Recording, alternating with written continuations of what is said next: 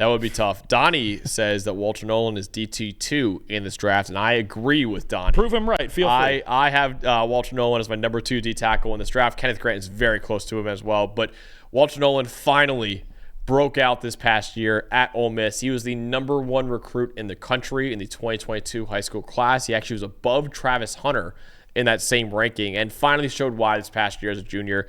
88.9 PFF grade. That was 3rd in the Power 4. 91 run defense grade, was 2nd to only Mason Graham in the entire country. He's a powerful, powerful player. Speed to power is lethal because of his explosive first step and raw power at that size. Now he's still developing a little bit as a passer's plan, and his hand usage kind of relies too much on power right now, but he showed a high ceiling at Ole Miss this past year. Leans a little bit more polish. Ridiculous physical gifts, though, and that made him the number 1 recruit in the 22 class. And a guy, Nolen, that we talked about this before, you see guys at A&M transfer out. LT Overton did not do much as a 5-star recruit at A&M. Goes to Alabama, breaks out, and is now one of the top edge rushers in college football. Walter Nolen didn't do much in his 2 years at A&M, goes to Ole Miss, breaks out. Nick Scorton transfers in to A&M. Not nearly as good as what he was at Purdue. And obviously Shamar Stewart and Shamar Turner, guys that have not great production over the years. It's not really a school. Now, Mike Elko knows how to coach defense. I'm not saying he doesn't know how to coach defense, but it's not a coach that creates stars on defense. He's more of a guy that has a cohesive unit defensively. So I think sometimes you talk about this Texas A&M stuff, you got to keep in mind, no one's really doing it at A&M, right? So I think that's important to keep in mind. Also, with the whole Jimbo Fisher era at A&M, too, they were not doing well at developing talent at all. I think Walter Nolen could just be scratching the potential of what he can do. And you saw it at Ole Miss this past year in the SEC. He proved why he was such a highly rated recruit. And that's why I'm really high on Nick Scorton still, and why I'm really high on Walter Nolen as well. It's because I just think you saw it from them at separate schools that they have good elite traits and elite production in them. And a guy like LT Overton will be high on next year too. That's why I think you got to keep that in mind with them. The talent oozes out of Walter Nolen, that's for sure. And I think you could even see it at the Senior Bowl when you watch him in position drills or you watch him in one-on-one drills where it at times looks like he moves at a different speed than the rest of them, right? Mason Graham obviously wasn't down there, so Nolen, you could argue, was the most talented defensive tackle, was down there in Mobile. And you just watch his get off, you watch his hands, the quickness of his. I've talked about a couple of guys here that have quick hands. Yep. This is another level, right? This is another level where when he puts together a plan and he puts together a better pass rush plan and just a better idea of what to do with all of this talent that he has. Hey, look, ceiling wise, he could be as good as Mason Graham. Yeah, he really could. I mean, you're talking about a guy who's twitchy, who's got the hand technique. I like the way he plays all the way through to the football constantly in the run game. I think the fact that he goes to Ole Miss and he's an elite run defender gives you the floor. I think was his 2nd best run defense grade behind Graham. Yep. Yeah, I mean 91.6. I mean, just look. I think that's the enticing part is you saw what he was this past year, and he was a star this past year.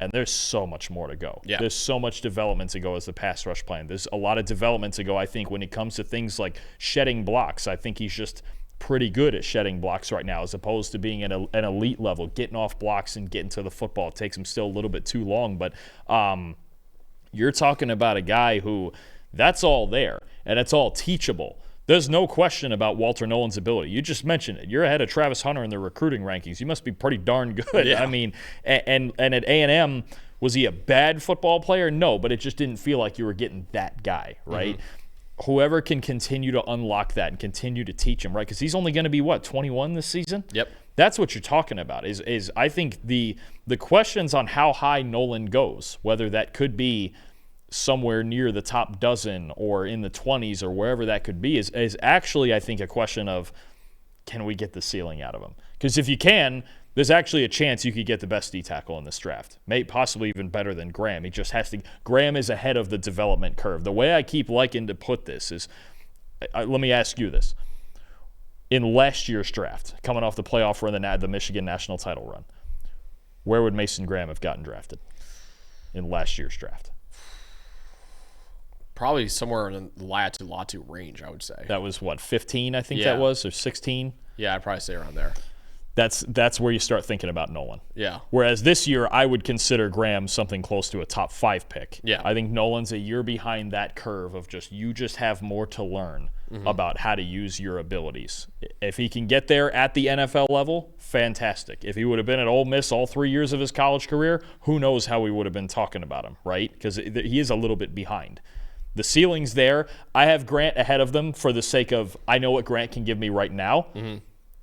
But at the end of the day, Nolen could absolutely be better than him and even be as good or better than Mason Graham if somebody finds that and continues to develop him the right. By the time he's 21 now, by the time he's 25, it's entirely possible this is an elite player in the league. Absolutely. Yeah, Drake Holiday in the chat saying, my prediction is that Nolan's a top 15 pick, but Bengals at 17 feels like the floor for him. I think Eli would be in on We've mocked that. We've mocked that a lot. It would make Yeah. sense. And I mean, and if he fell any further than that, another guy I would absolutely love, especially with the veterans they just brought in. I'd absolutely love to see him get to Minnesota at 24 if they make a first round pick and don't trade down, and if Nolen were to get that far. But he's on the table for in the same range I just talked about for Grant. A little bit different player, obviously, but he's on the table for all those same teams I just mentioned. He's number 27 on the consensus board right now. Can you imagine if he fell to somewhere like Kansas City or Philadelphia or something like that? KC makes sense. Again, Minnesota, Houston makes sense. I mean, Philadelphia makes sense for anybody that exists, it seems like right now. No, absolutely. I mean, you're talking about a guy. If you've got a group to support that, that's the hard part with Cincinnati is there's going to be high expectation early because they need that defense to get right now. But that's why I talk about a team like Minnesota because you've got Hargrave, you've got Allen.